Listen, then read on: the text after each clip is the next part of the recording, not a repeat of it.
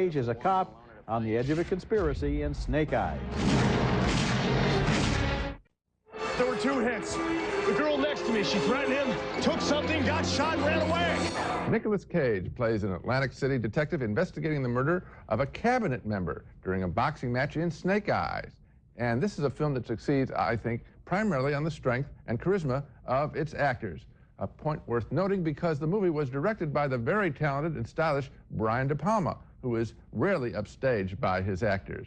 At the fight, before shots have been fired, Detective Cage gets some straight talk from his very best friend, a Navy commander played by another first-rate actor, Gary Sinise.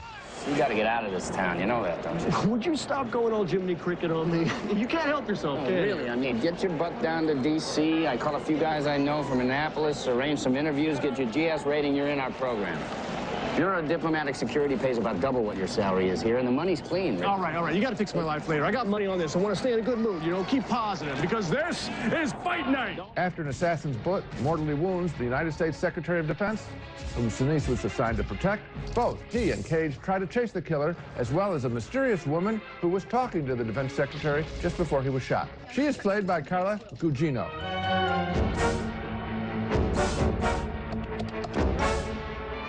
Change of plans. They're at the elevators. Hang a right. Wait a minute.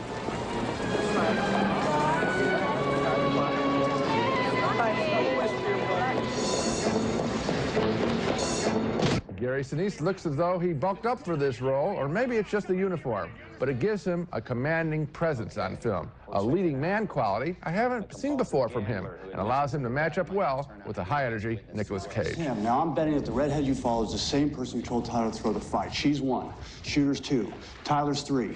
The drunk who shouted the signal's 4, and whoever was on the other end of that radio was 5. 5 people make a conspiracy, right? Snake Eyes doesn't add up to much. Most of the time the story is forgettable, even when the honesty of the main characters is questioned. No, when I think of Snake Eyes, I don't think of a story. I think of 2 very fine actors working hard, very hard, without a net to entertain us. Well, I'm afraid I can't give this movie thumbs up, and I'll tell you why. I think about 45 minutes into it, it just loses the thread. The opening of this film is terrific. Sure. There is a shot at the beginning of this film that I'm not even going to go into detail about, that I could just look at 3 or 4 times in a row just with sheer voluptuous pleasure. And the entire setup is terrific, and then the ending of the film, frankly, is ludicrous. When they have one of these totally absurd manufactured confrontations out in the middle of a hurricane where the police and the suspects and the good guys and the bad guys and the victims all turn up at the same time and say exactly what they have to say, and you say, come on, this is the kind of action climax I was talking about that the previous film didn't have. Yeah, I don't think anyone really cares about the climax of this story. Except that it's absurd, it's laughable. Yeah. It's so bad that it just undermines, it pulls the rug out from the rest of the film. But, Roger, what about these 2 performances? Oh, Nicolas Cage, very good until the end when it's all overwrought because the writing just sabotages the acting. And did you experience the same thing about Sinise that I did, that he was stronger than I've seen him before? He was very good in this film, yes. But I mean, once he's been again, good before. by the end of the film, it just all goes to pieces.